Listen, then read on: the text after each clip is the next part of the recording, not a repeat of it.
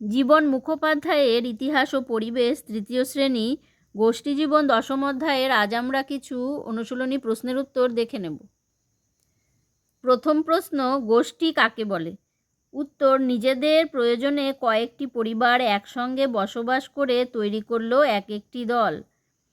এই এক একটি বড় দলকেই বলা হয় গোষ্ঠী। দ্বিতীয় প্রশ্ন, আদিম যুগে গোষ্ঠীর নেতা কে হতো?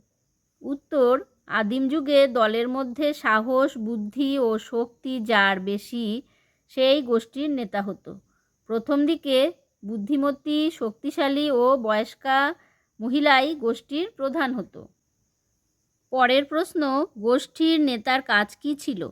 উত্তর, দলের বা গোষ্ঠীর সবাই যাতে মিলেমিশে থাকতে পারে, গোষ্ঠীর নিয়মকানুন যাতে সবাই মেনে চলে এবং কে কী কাজ করবে তা ঠিক করে দেওয়া, অর্থাৎ গোষ্ঠীকে রক্ষা করা এবং ভালো মন্দ সব কিছু দেখাশোনা করাই ছিল গোষ্ঠীর নেতার কাজ।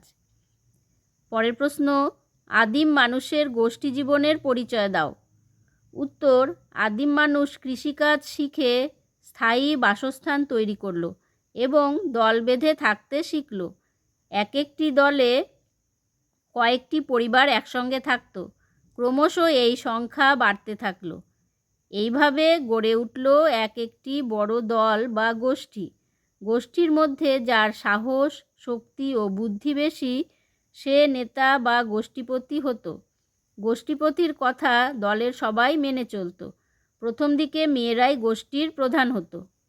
পরের প্রশ্ন, আদিম মানুষ জোটবদ্ধভাবে থাকতে শুরু করেছিল কেন? উত্তর, হিংস্র পশুর আক্রমণ থেকে বাঁচতে দলবদ্ধভাবে শিকার এবং চাষাবাদের সুবিধা ও উৎপাদিত ফসল পশুদের হাত থেকে রক্ষা করার জন্য আদিম মানুষ জোটবদ্ধভাবে থাকতে শুরু করেছিল। শেষ প্রশ্ন, দাস কাদের বলা হয়? উত্তর, ক্ষমতা দখল ও সম্পত্তির জন্য গোষ্ঠীতে গোষ্ঠীতে লড়াই হতো। যে গোষ্ঠীর লোকেরা হেরে যেত তাদের বিজয়ী গোষ্ঠীর লোকেরা বন্দি করে দাস হিসেবে ধরে নিয়ে যেত। সামান্য খাদ্যের বিনিময়ে তাদের দিয়ে জোর করে নানা কষ্টদায়ক কাজকর্ম করতে বাধ্য করা হতো।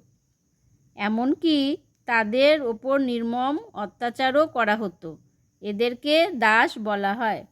এই অধ্যায়ের আরও অনুশীলনী প্রশ্নের উত্তর তোমরা পরবর্তী ভিডিওতে পেয়ে যাবে। ভিডিওটি যদি তোমাদের ভালো লেগে থাকে তাহলে অবশ্যই লাইক, শেয়ার ও সাবস্ক্রাইব করে দিও। দেখা হচ্ছে পরের ভিডিওতে।